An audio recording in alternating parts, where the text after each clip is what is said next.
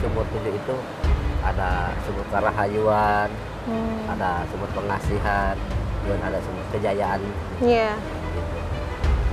Dan itu masing-masing orang yang sowan ke sini atau bisa dibilang berkunjung ke sini itu dengan ikhtiarnya itu pada umumnya apa Pak ke sini?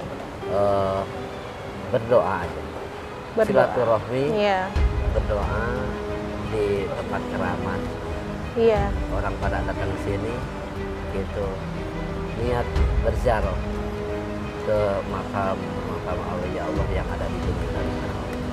Selain daripada itu ada yang lanjut mandi juga. Iya. Itu dalam arti kita nambah lagi berkah lah gitu. Iya. Gitu. Awal dulu abdasna atau ngambil wudhunya pada ya Allah untuk di daerah sini yaitu di Sumur 7. Iya. Pada umumnya orang pada datang ke sini itu ngalap berkah. Ada yang ngambil airnya, ada yang mandi, ada yang ngambil air sambil mandi juga ada.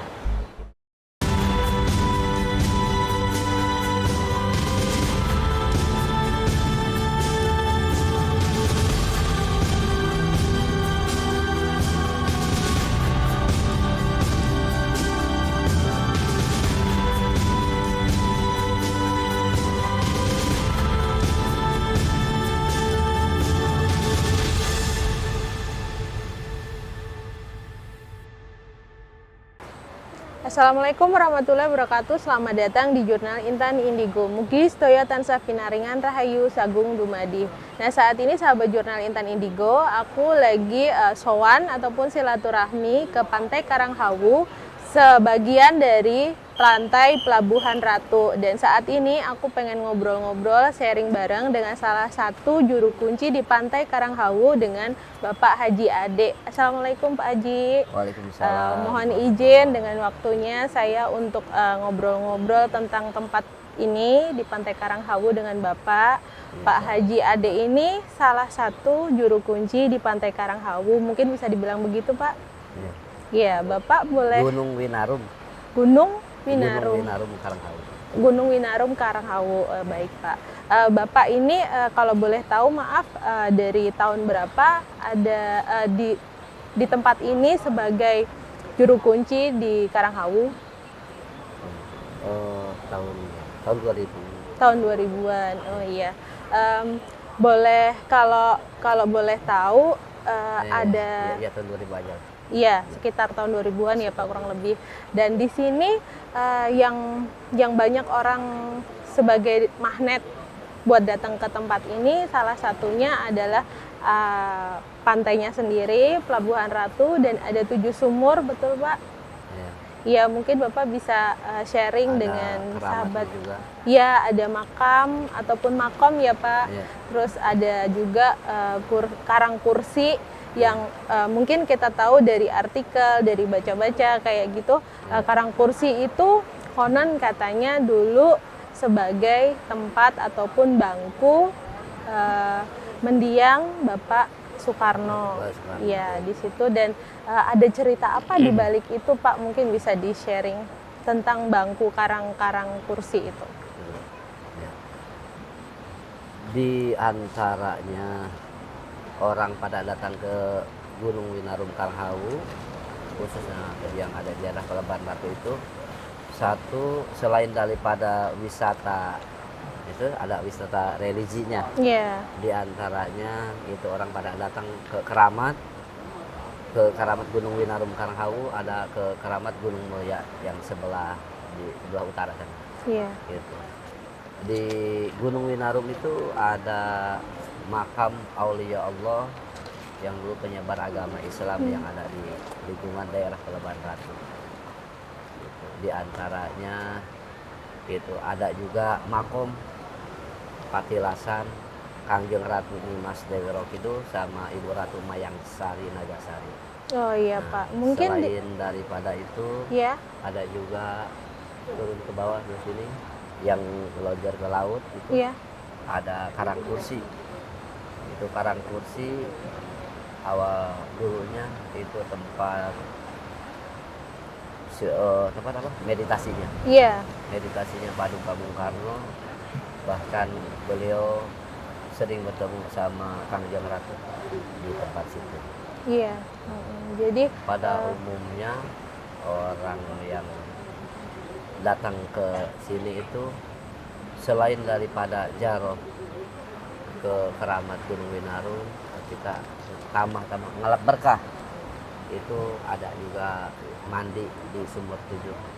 Ya itu ya tempatnya yang belah timur. iya. Artinya Sumur Tujuh itu artinya ada sumur dengan jumlah 7 begitu Iya. ya Pak.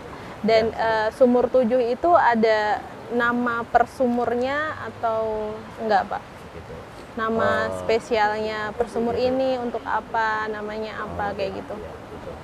Itu diantaranya dari Sumur Tujuh itu ada sumur kerahayuan, ada sumur pengasihan, juga ada sumur kejayaan Iya. gitu. Dan itu masing-masing orang yang sowan ke sini atau bisa dibilang berkunjung ke sini itu dengan ikhtiarnya itu pada umumnya apa Pak ke sini? Eh, berdoa aja. Berdoa. Silaturahmi, Iya. berdoa di tempat keramat gitu, aulia Allah. Iya. Itu intinya. Iya. Orang pada datang ke sini gitu niat berziarah ke makam aulia Allah yang ada di Gunung Winarun. Selain daripada itu ada yang lanjut mandi juga Iya. untuk dalam arti kita nambah fil berkah lah gitu. Iya. Gitu. Awal dulu di tempat abdasna atau ngambil wudhunya pada aulia Allah di daerah sini, yaitu di Sumur Tujuh. Iya. Pada umumnya orang pada datang ke sini itu ngalap berkah. Ada yang ngambil airnya, ada yang mandi, ada yang ngambil air sambil mandi juga ada. Itu tujuannya dia lain kita fil berkah aja.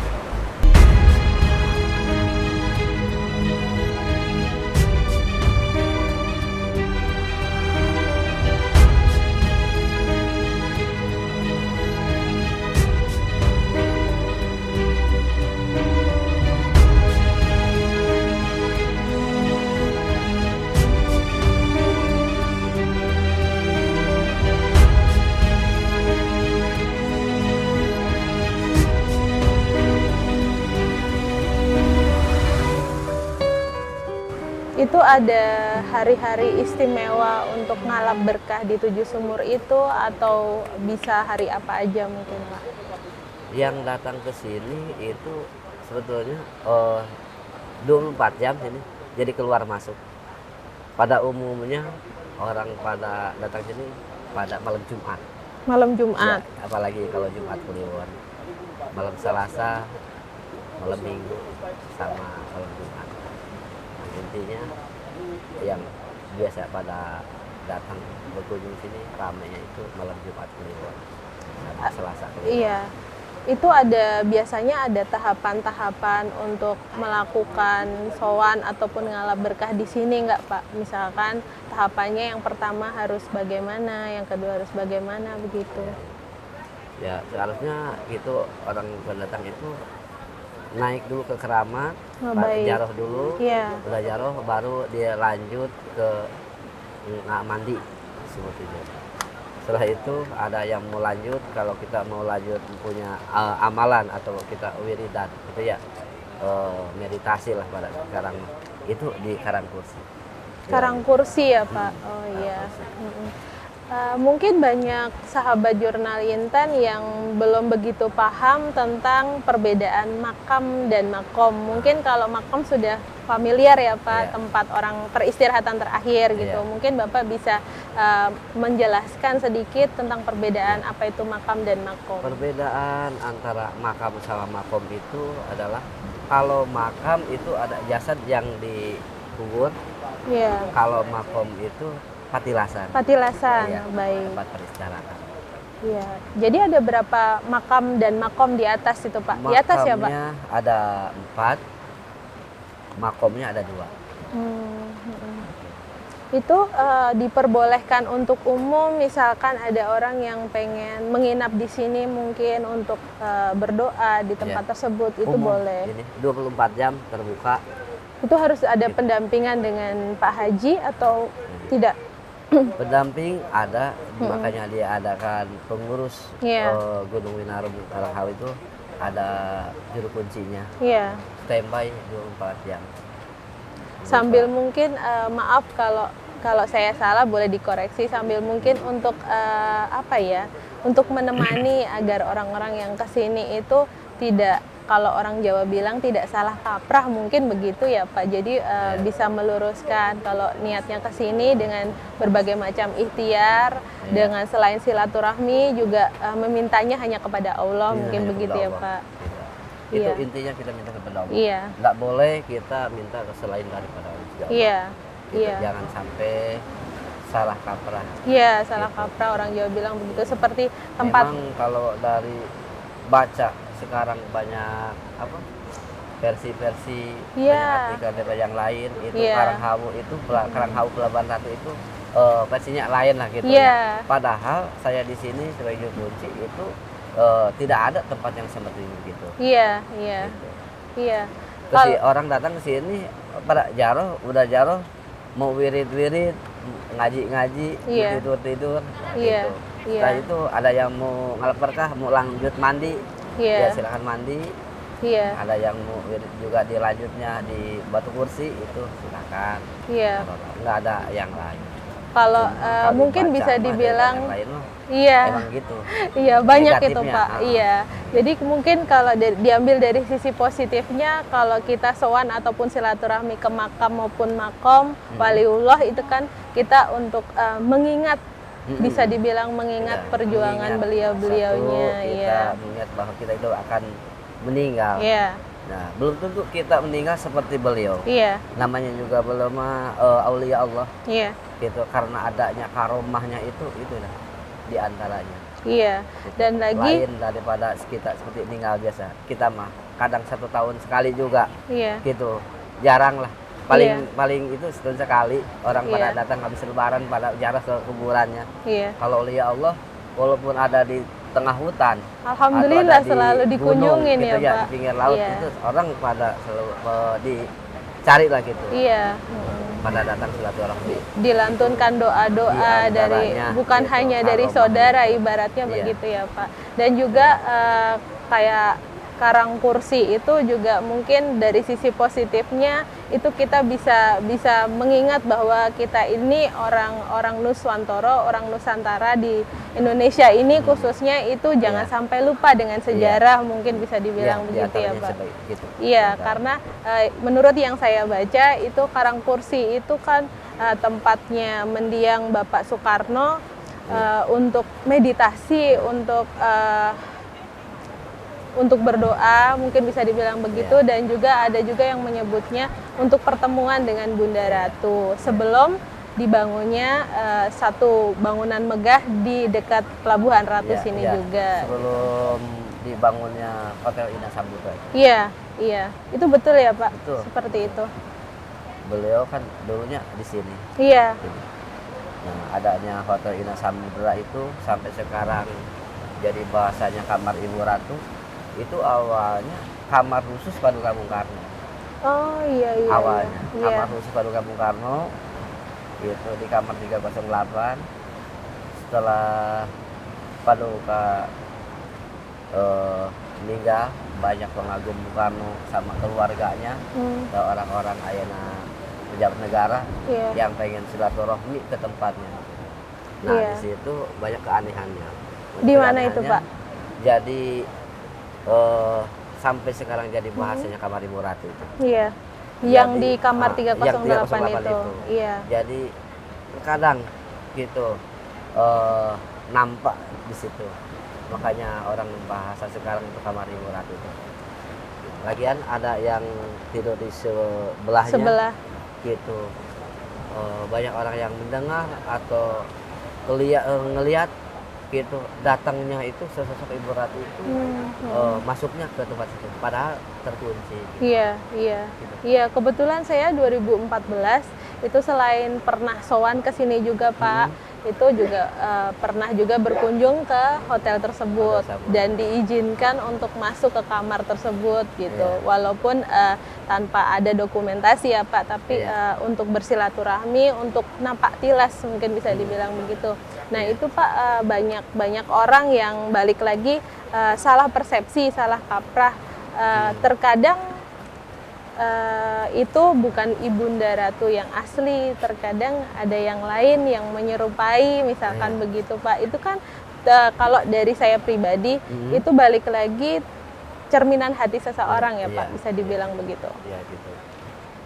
Untuk ada yang menyebutkan seperti yang petilasan yang di atas itu ada 2 makom ya Pak, ada 2 petilasan itu tadi. Yang satu namanya satu Kanjeng Ratu Nyimas Dewi Roro Kidul, dan satu lagi Ibu Ratu Mayang Sari Nagasari. Iya, mungkin itu bisa dijelaskan Pak, siapa beliaunya berdua itu?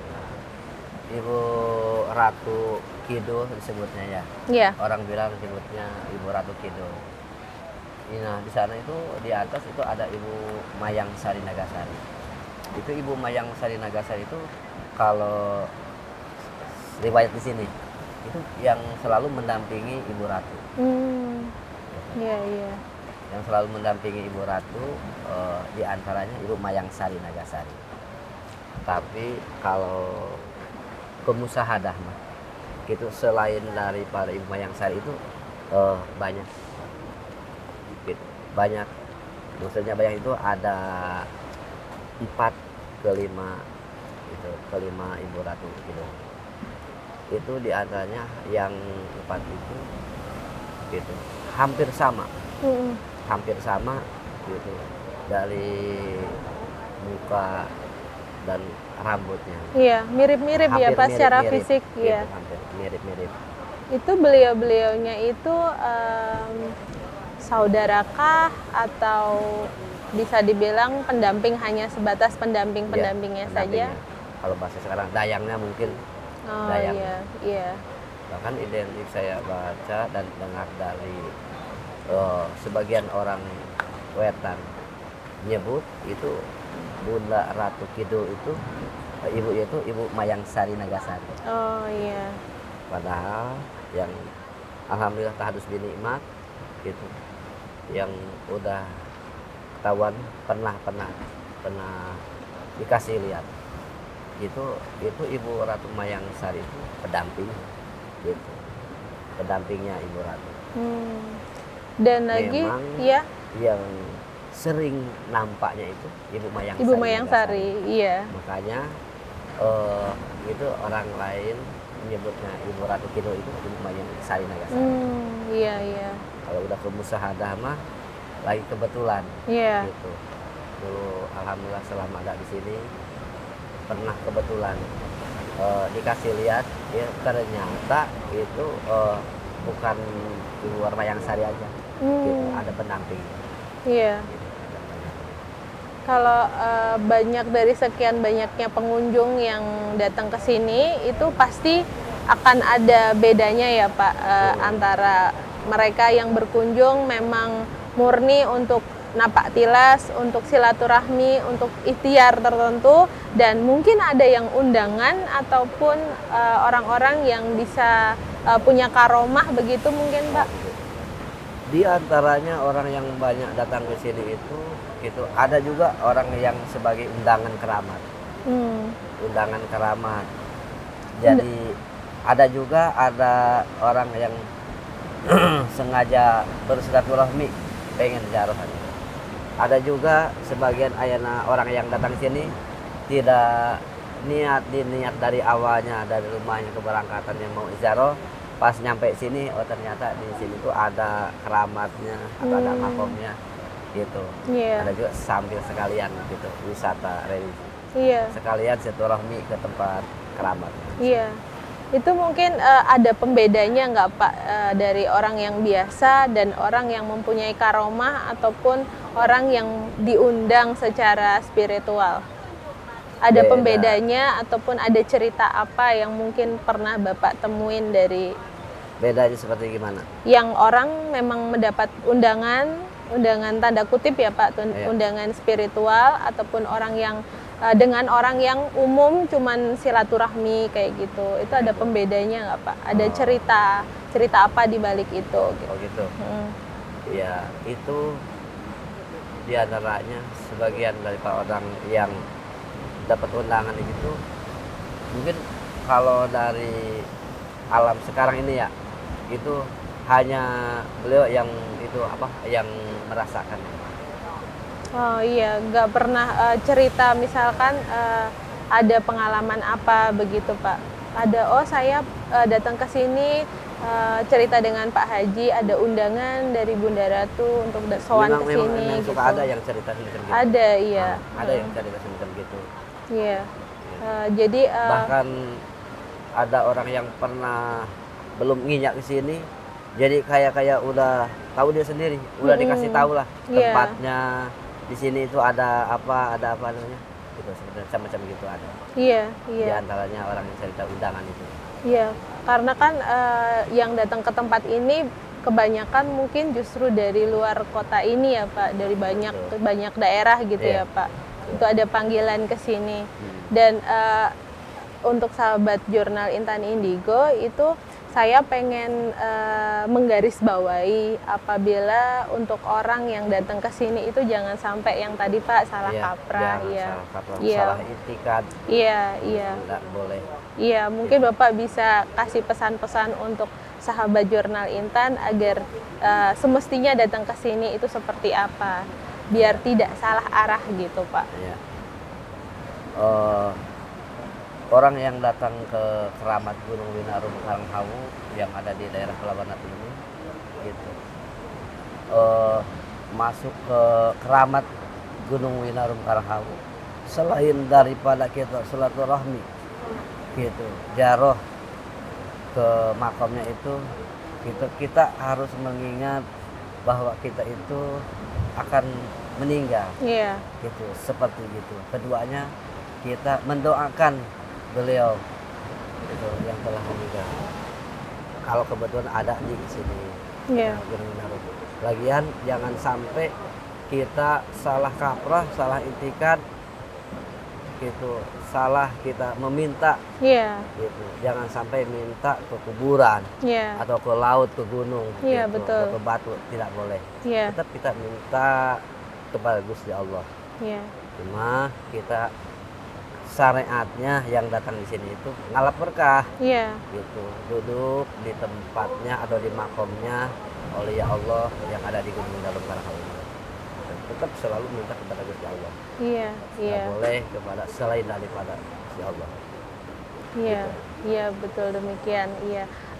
Sebelumnya terima kasih banyak Bapak sudah bersedia atas waktunya ngobrol untuk sharing bareng dengan saya. Terima kasih. Semoga kita semua bisa mengambil dari sisi positifnya dari obrolan kita ini dan bisa tetap nguri-uri kebudayaan ya Pak, Iya. untuk melestarikan budaya, untuk tidak lupa dengan sejarah ya Pak. Betul, Terima betul, kasih, ya. saya mohon Yuk, izin ya sami, Pak.